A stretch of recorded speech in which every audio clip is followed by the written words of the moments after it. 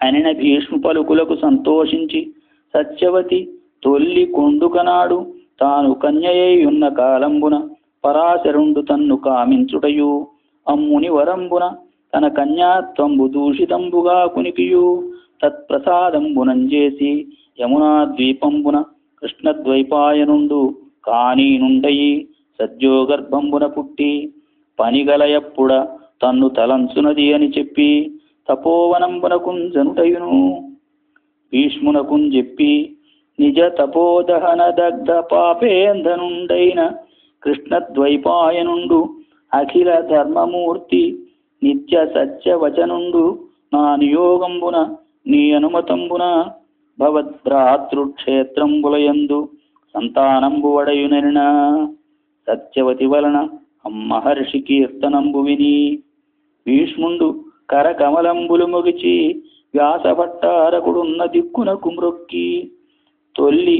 జగంబులుత్పాదించిన ఆదిమ బ్రహ్మగుంగల సామర్థ్యంబు గల వేదవ్యాసుండు ఈ కురు వంశంబు ప్రతిష్ఠించునది ఎల్లవారికి నభిమతంబా అనినా సత్యవతి కురువంశోద్వహనార్థంబు పారాశర్యుందలంచుడు ఆ క్షణంబ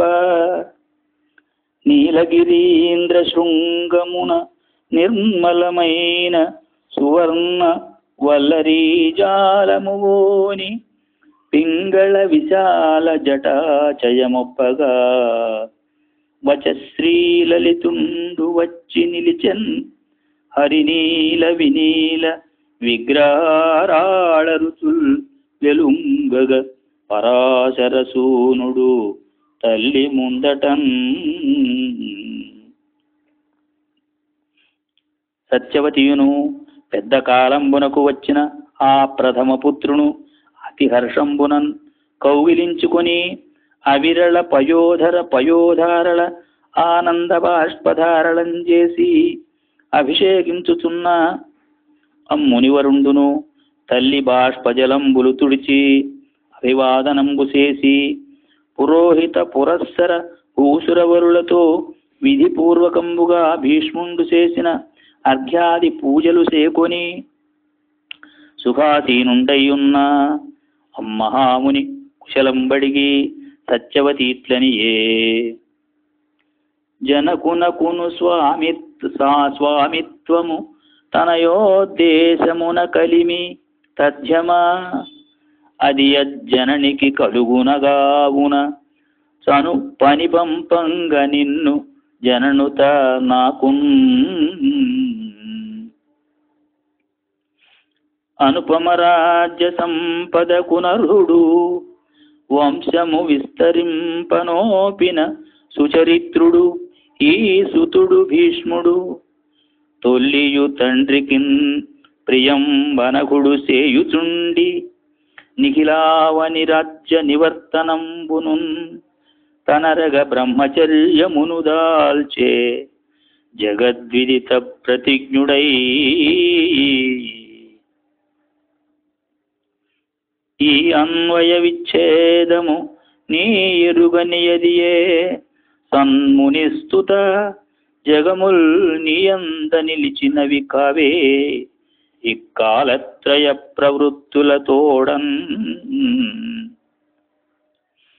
శృతిని అనుజుండై విశ్రుతుడైన విచిత్ర వీర్యు సుక్షేత్రములన్ సుతులన్ బడయుము కులము అవిరత సంతతి నెగడ దేవరన్యాయమునన్ నీ కారణమున వంశమనాకులమై నిలుచుటయు తదాప్తులు ప్రజలున్ శోకభయంబులు విడుతురు నాకును భీష్మునకు కడు మనఃప్రియమెసగన్ అని సత్యవతి నియోగించిన వేదవ్యాసుడట్ల చేయుదు ఇది ఎందునుగల ధర్మువా ఎప్పుడు వినబడు నానా పురాణ వివిధ శృతులన్ ఇక్కాశీరాజదుహితలయందు ధర్మస్థితిన్ పుత్రోత్పత్తి గావించద వీరడు నా చెప్పిన వ్రతంబు 1 సంవత్సరంబు చేసి శుద్ధాత్మలగుదురేని సత్పుత్రులు పుట్టుదురు అనిన సత్యవతి ఇట్లనియే ప్రకటముగా వంశ విస్తారకులగు పుత్రకుల చెచ్చరంబడయుము అరాజకమైన దారుణీ ప్రజకు ఒక నిమిషం పైన ప్రకృతి నుండగలవే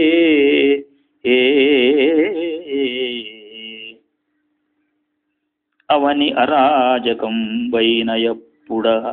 భూప్రజలందు సర్వధర్మువులు తొలంగు దేవముని ముఖ్యులు ఆయుధురు ఓలి వృష్టి లేదవు మరి అర్ఘువుల్ తరుగునందురుగావున కలయాపనంబు అవితథవాక్య చేయక నయంబున రాజ్యము నిల్పుమిత్తరిన్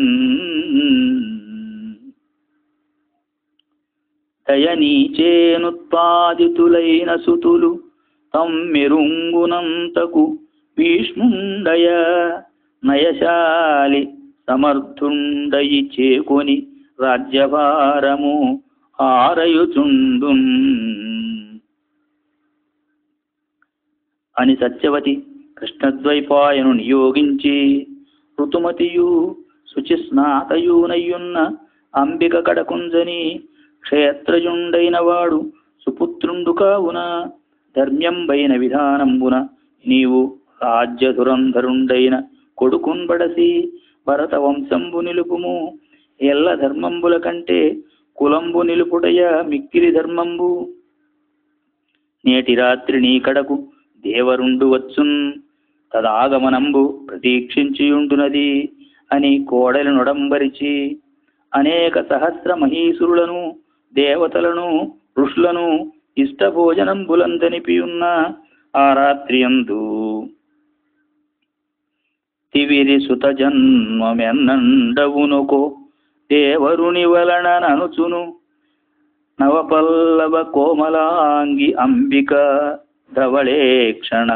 విమల శయన తలముననున్నన్